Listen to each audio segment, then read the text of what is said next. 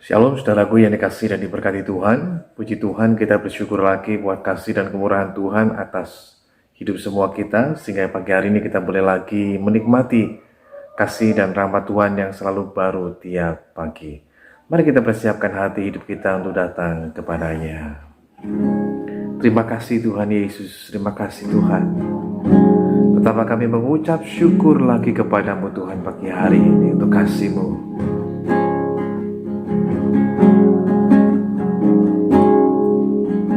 Satu hal yang ku rindu,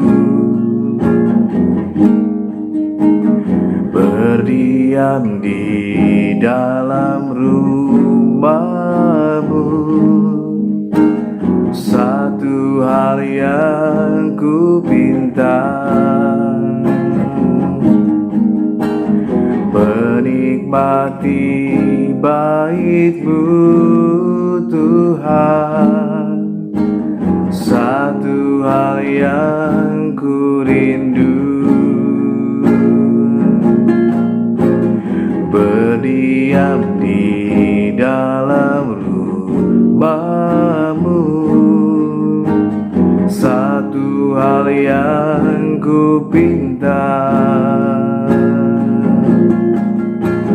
menikmati bait-Mu Tuhan. Lebih baik satu hari di pelataran-Mu daripada 1000 hari di tempat lain.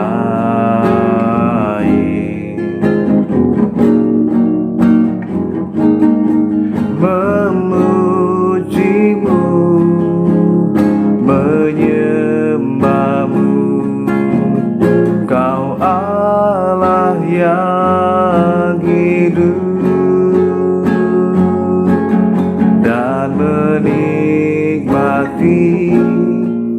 semua kemurahan-Mu.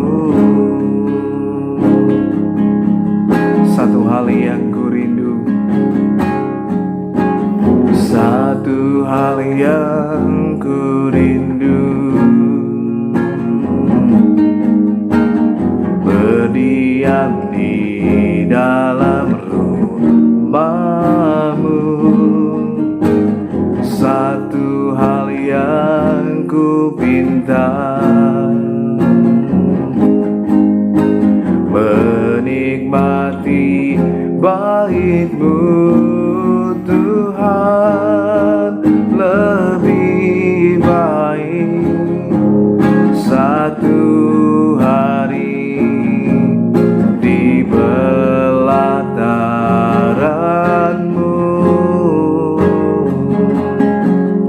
daripada 1000 hari di tempat lain.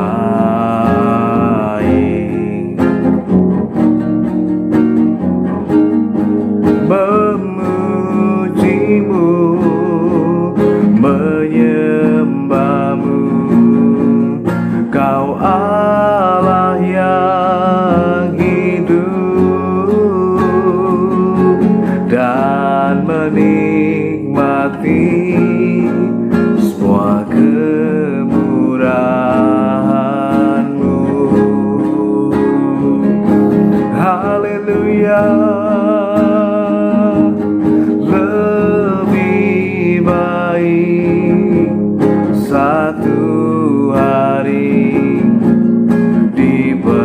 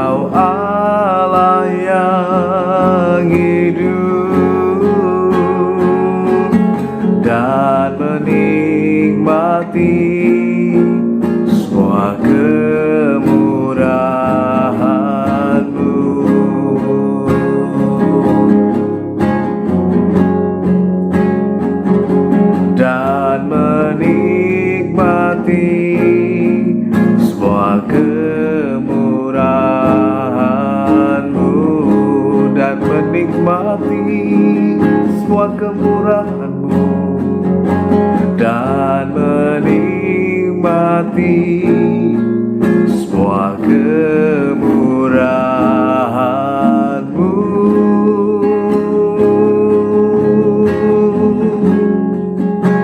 Oh haleluya,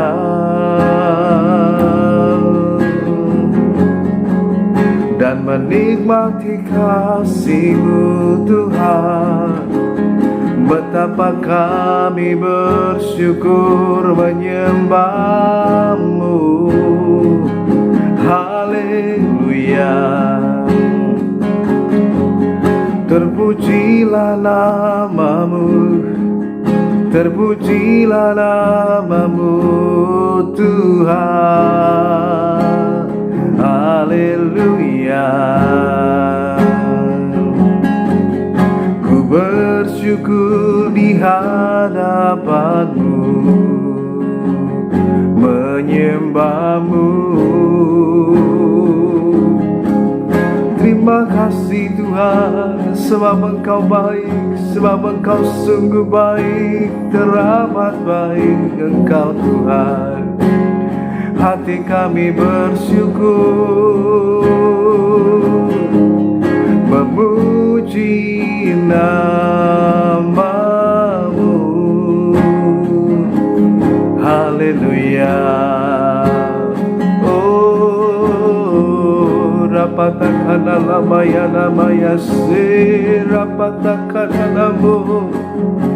Hati kami bersyukur menyembah-Mu. Semua karena anugerah-Mu ya Tuhan. Semua hanya dari-Mu, oleh-Mu, dan hanyalah bagi-Mu. Haleluya. Oh, rapatakana lama sekenereremo. Sira rapatakana lama yananamo. Haleluya.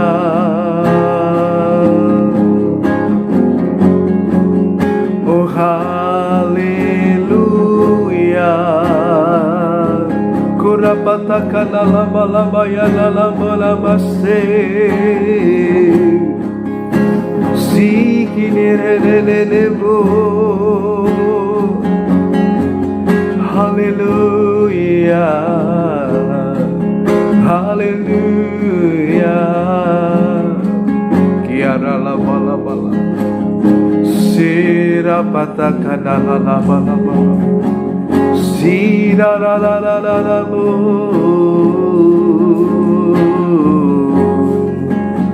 Terima kasih Tuhan. Haleluya. Terima kasih ya Roh Kudus.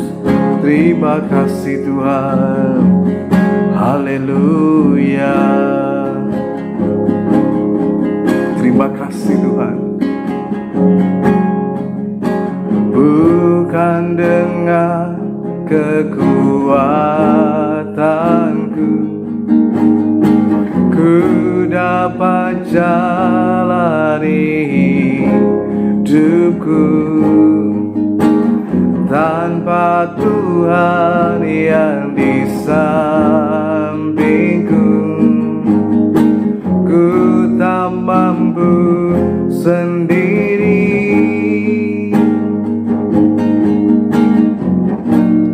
Engkaulah kuatku yang menopangku. Bukan dengan kekuatanku ku dapat jalani hidupku tanpa Tuhan yang di sampingku. Ku tak mampu sendiri. Engkau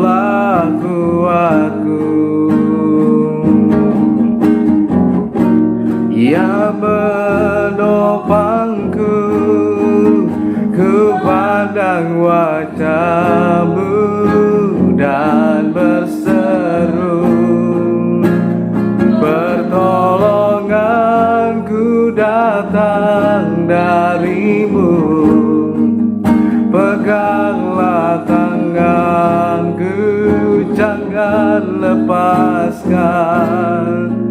Kaulah harapan dalam hidupku. Bukan dengan kekuatanku, bukan dengan kekuatanku, ku dapat jalani hidupku. Oh, tanpa Tuhan yang di sampingku, ku tak mampu sendiri.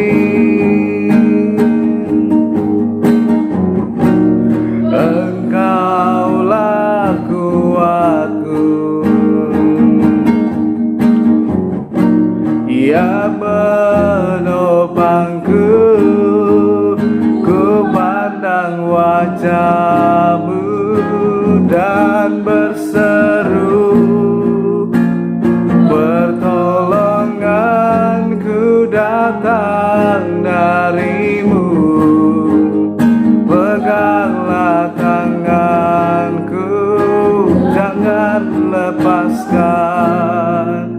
Kaulah harapan dalam hidupku. Ku pandang wajah-Mu dan berseru, pertolonganku datang dari-Mu. Peganglah tanganku, jangan lepaskan. Kaulah harapan dalam hidupku. Sekali lagi, ku pandang wajah-Mu dan berseru, pertolonganku datang dari-Mu. Peganglah tanganku, jangan lepaskan. Kaulah harapan dalam hidupku. Kaulah harapan dalam hidupku. Kaulah harapan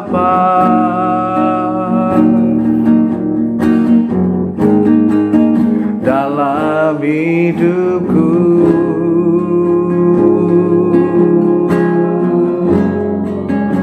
Sebab hanya Kaulah kekuatanku, pengharapanku. Tiada yang seperti-Mu Tuhan, tiada yang seperti-Mu Tuhan. Engkau ajaib, Engkau mulia. Haleluya.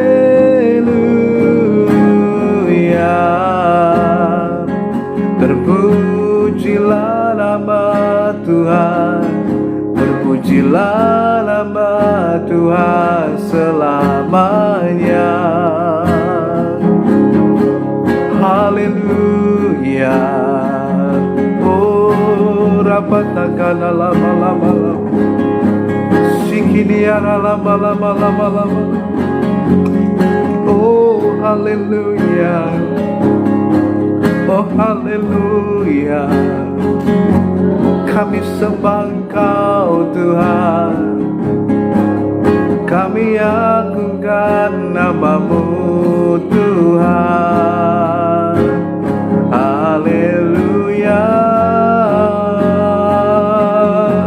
Terpujilah nama-Mu ya Tuhan, terpujilah nama-Mu ya Tuhan selamanya. Sebab Engkaulah sukacitaku, Kaulah pengharapanku. Terima kasih Tuhan, terima kasih Tuhan. Haleluya. Sebab Engkaulah kekuatan kami Tuhan, Engkaulah pengharapan dalam hidup kami. Terima kasih Tuhan Yesus. Sebab kami tahu Tuhan, bukan dengan kekuatan kami, bukan dengan gagah kami Tuhan, melainkan dari-Mu Tuhan, melainkan oleh kuasa Roh-Mu yang kudus Tuhan, yang menuntun dan memampukan kami untuk kami dapat cakap melakukan segala perkara di dalam kehidupan ini. Terima kasih Tuhan. Ya, kiranya pagi hari ini Engkau berbicara kepada setiap kami melalui firman Tuhan yang kami akan baca, kami renungkan dalam kehidupan kami, tapi juga kami mau hidupi dan lakukan Tuhan. Terima kasih Tuhan yang baik. Di dalam nama Tuhan Yesus Kristus kami berdoa dan mengucap syukur. Haleluya. Amin. Shalom saudaraku yang dikasihi dan diberkati Tuhan. Pagi hari ini melalui apa yang akan kita baca dan renungkan bersama-sama dari Amsal 15 ayat yang ke-22. Ini berbicara tentang hal yang penting buat setiap kita, karena dalam hidup ini seringkali kita membuat rancangan-rancangan atau rencana-rencana sebelum kita melakukan segala sesuatunya. Biasanya jauh-jauh hari kita sudah merencanakannya, walaupun terkadang apa yang kita rencanakan tidak seperti yang akan menjadi sebuah kenyataannya. Terkadang bisa berbeda, bahkan terkadang gagal. Tapi melalui firman Tuhan ini mengingatkan lagi buat setiap kita bahwa rancangan gagal kalau tidak ada pertimbangan, tetapi bisa terlaksana kalau penasihatnya banyak. Dalam terjemahan Message Bible dikatakan, menolak nasihat yang baik dan perhatikan rencanamu gagal. Ikutilah nasihat yang baik dan perhatikan akan berhasil. Jadi melalui firman Tuhan ini kita diberitahukan lagi, kita mau berhasil atau kita mau gagal, tentu keputusan itu ada di tangan setiap kita. Kita yang memilih, kita yang memutuskan. Nah, kalau pagi hari ini dalam kehidupan kita ingin berhasil, maka ada hal-hal yang harus kita ingat dan kita kerjakan dalam hidup kita, supaya perjalanan kita, apa yang kita rancangkan itu bisa berhasil, berjalan dengan baik, dan tidak mengalami sebuah kegagalan. Ada sebuah statement yang mengatakan bahwa bila kita gagal dalam merencanakan, itu artinya sama dengan kita sedang merencanakan kegagalan dalam hidup kita. Dan tentunya ini tidak perlu terjadi. Firman Tuhan memberitahukan kepada setiap kita, yang pertama saudara yang dikasihi Tuhan, agar dalam kehidupan kita bisa mengalami sebuah keberhasilan, dan itu bukanlah sebuah pencapaian tetapi sebuah perjalanan dalam hidup ini, maka itu diperlukan yang namanya kerendahan hati. Artinya yang pertama, rendah hati untuk mengikuti nasihat yang baik itu akan membawa kita pada keberhasilan. Sekali lagi, bagian yang pertama dari firman Tuhan ini kita diingatkan kembali bahwa rendah hati itu akan membawa kita untuk mengikuti nasihat yang baik yang membawa pada keberhasilan. Salah satu contoh adalah Salomo sendiri dalam hidupnya. Sebelum dia menggantikan Daud ayahnya menjadi seorang raja atas Israel pada waktu itu, maka Daud pada akhir hidupnya dia memberikan pesan-pesan yang sangat luar biasa bagi anaknya, yaitu Salomo. Kenalah Allahnya ayahmu, takut akan Tuhan, dan lain sebagainya. Ada hal-hal yang diperintahkan untuk dilakukan dan dikerjakan agar kerajaannya kokoh dan berkenan kepada Tuhan, bahkan bisa mensejahterakan rakyat yang ada. Dan ketika Daud sudah kemudian dipanggil oleh Tuhan dan Salomo menjadi raja, maka Salomo mengikuti nasihat-nasihat yang telah diberikan oleh ayahnya. Sebuah amanat nasihat yang sangat penting. Dan ketika dia mulai mengikuti nasihat itu, terutama tentang mengandalkan Tuhan, bersekutu dengan Tuhan, kemudian mengalami Tuhan secara pribadi dalam hidupnya, dan itulah yang membuatnya dari raja yang tidak punya pengalaman, tapi kemudian Tuhan melimpahkan hikmatnya dengan luar biasa, sehingga pada zaman Salomo lah terjadi masa damai, tidak ada peperangan sama sekali. Dan bukan hanya itu saja, tapi zaman keemasan, bagaimana kemudian dari bangsa-bangsa lain datang untuk membawa upeti, sehingga pada waktu itu zaman luar biasa. Bagaimana juga dengan hikmat Tuhan yang luar biasa, Salomo mendengarkan nasihat firman Tuhan, nasihat Tuhan lewat hidupnya, sehingga dia dapat membangun bait Allah yang begitu luar biasa. Nah, tentu semua ini bisa terjadi manakala dalam kehidupannya dia belajar untuk mau dengan rendah hati mengikuti nasihat yang baik yang membawa pada keberhasilan. Sebagai contoh, ketika dia menjadi raja, ketika Tuhan menjumpainya lewat mimpi, dan Tuhan berkata, "Apa yang kau kehendaki supaya aku berbuat bagimu? Kekayaanlah, kemenangan atas bangsa-bangsa lain, atau apa yang kau kehendaki?" Maka pada waktu itu dengan kerendahan hati, Salomo mengatakan, "Aku meminta supaya Tuhan melimpahkan hikmat-Mu kepadaku, supaya aku dapat memimpin bangsa yang besar ini." Dan ternyata benar, Tuhan melimpahkan hikmat-Nya, sehingga dia dapat memimpin dengan begitu bijak, dengan begitu baik, membangun bait Allah, membangun istananya, dan luar biasa. Ada hal-hal yang indah di dalamnya, dan disitulah keberhasilan pun terjadi. Nah, saudara yang dikasihi Tuhan, betapa pentingnya dalam kehidupan kita untuk mau rendah hati, mengikuti nasihat yang baik. Ada banyak daripada kita, karena kita merasa bahwa kita telah membuat sebuah rancangan dalam hidup ini, maka kita tidak mengizinkan orang lain atau bahkan mungkin firman Tuhan untuk memberikan nasihat kepada setiap kita. Apalagi kalau kita merasa bahwa kita ini pintar, kita ini punya uang, punya kedudukan, dan lain sebagainya. Atau kita mengandalkan pengalaman kita, sehingga kita lupa mengandalkan Tuhan.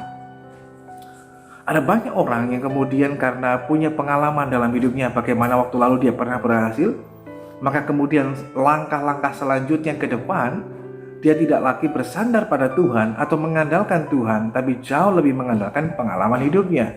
Sehingga dia percaya bahwa seperti waktu lalu saya lakukan A, B, C, dan seterusnya, saya bisa berhasil. Maka saya percaya, saya buat rencana ini, saya lakukan di waktu yang ini, akan dapat hasilnya seperti ini. Bahkan tanpa melibatkan Tuhan sama sekali dalam rancangan hidup kita. Bahkan ketika orang juga memberikan nasihat, kita menolak pertimbangan, menolak nasihat yang baik. Dan akibatnya apa yang terjadi? Maka kita bisa mengalami sebuah kegagalan. Oleh sebab itu ini didasari dengan sikap yang penting, rendah hati. Seorang yang rendah hati, bahkan sejak dari awal, bukan nanti pada waktu dalam perjalanannya, dia sudah melibatkan Tuhan dalam rencana. Mengapa demikian? Karena dengan sikap rendah hatilah dia mau mengakui, karena dia mengenal dirinya, tapi dia juga sadar diri bahwa dia memerlukan Tuhan dalam hidupnya.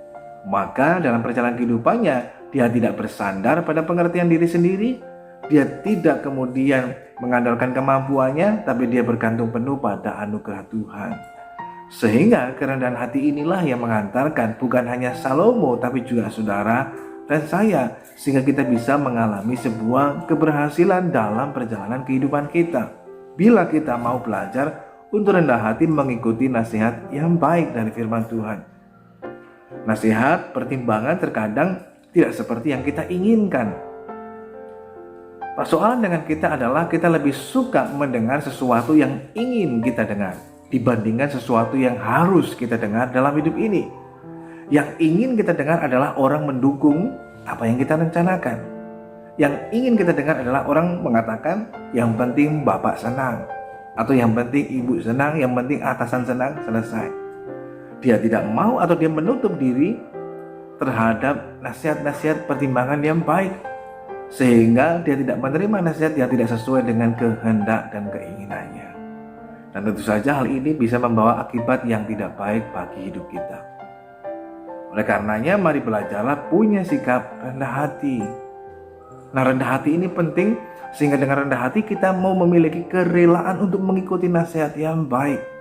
Sehingga kita juga rela mengubah rancangan kita bila hal itu kemudian dikoreksi oleh Tuhan dan tidak sesuai dengan kehendak Tuhan. Sehingga kita berkata, "Ya Tuhan, aku mau mengikuti kehendak-Mu, aku mengikuti rencana-Mu." Dan ini yang mesti kita lakukan. Ada banyak daripada kita yang kemudian kita berkeras diri, tidak mau rendah hati, dan kita tidak mau mengubah rencana kita. Karena kita berpikir bahwa ini rencana yang sempurna yang saya buat, pasti akan berhasil. Namun kita perlu belajar hari ini kerendahan hati untuk mengikuti nasihat yang baik. yang akan membawa pada keberhasilan, menjauhkan kita dari sebuah hal yang kebodohan atau keputusan yang bodoh yang dapat kita lakukan.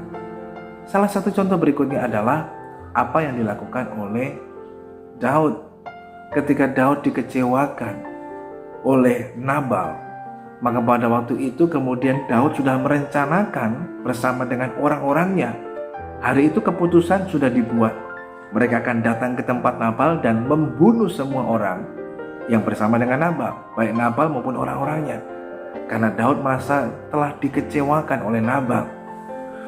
Sudah berbuat yang baik, tetapi yang diterima balasannya bukan kebaikan, bukan upah, tapi dimaki-maki, dimarahi, dan gak dapat apa-apa. Dan ketika dia hendak melakukan itu semua, apa yang direncanakan, tiba-tiba di tengah jalan datanglah Abigail, istri dari Nabal.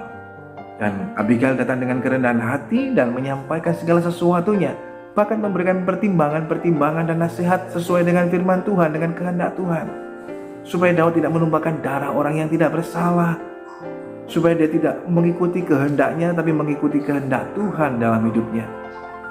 Lalu apa yang terjadi? Daud dengan rendah hati mau mengikuti nasihat dari Abigail, nasihat yang baik, dan nasihat itulah yang kemudian menghantarkannya pada keberhasilan. Coba waktu itu dia lebih mengikuti kehendaknya sendiri, mungkin ada hal yang tidak baik yang bisa terjadi dalam hidupnya. Tetapi karena dia mengikuti nasihat Tuhan melalui Abigail, maka pada waktu itu dia dijauhkan dari melakukan perbuatan dosa dan kesalahan di hadapan Tuhan, menumpahkan darah orang tidak bersalah, tetapi juga dia dibuat menjadi orang yang makin dipakai menjadi alat bagi kemuliaan nama Tuhan. Itu sebabnya dalam hidup kita, mari belajarlah miliki kerendahan hati untuk mau terbuka dan mengikuti nasihat yang baik, sehingga kita tidak menjadi orang yang kemudian hanya berpikir untuk diri kita sendiri, tetapi dalam kehidupan kita tidak berlaku menjadi orang yang angkuh, yang sombong, tapi menjadi orang yang rendah hati, yang mau menerima nasihat yang baik yang akan membawa kita pada keberhasilan. Sebab dalam kehidupan kita mesti sadar bahwa kita punya banyak keterbatasan.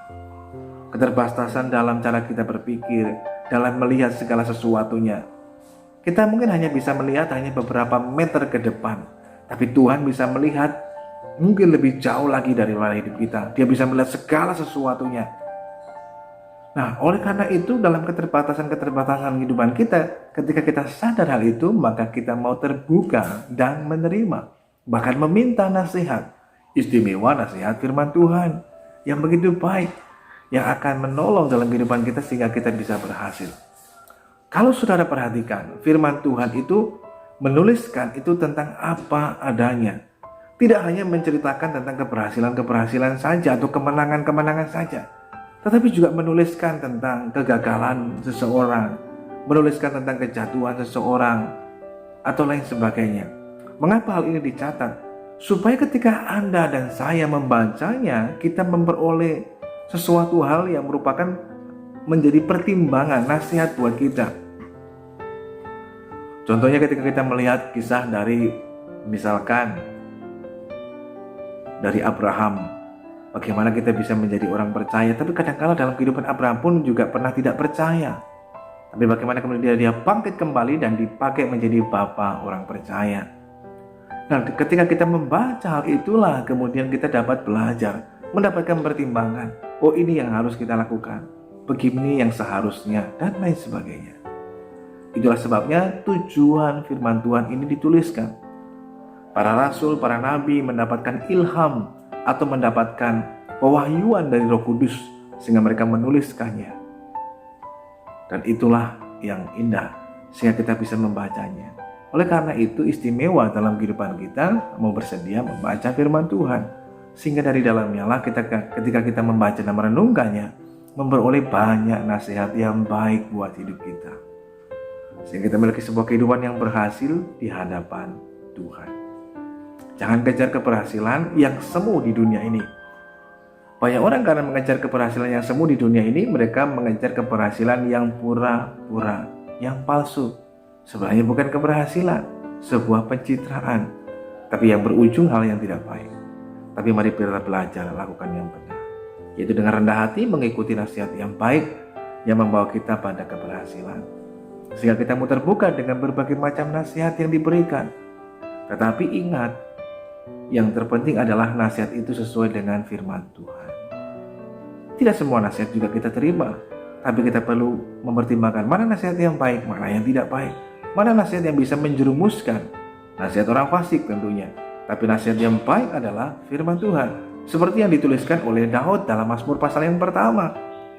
Hidup kita akan dibuat Tuhan berhasil apa yang kita lakukan bila kita lebih menyukai nasihat kebenaran firman Tuhan, membacanya, merenungkannya, dan melakukannya.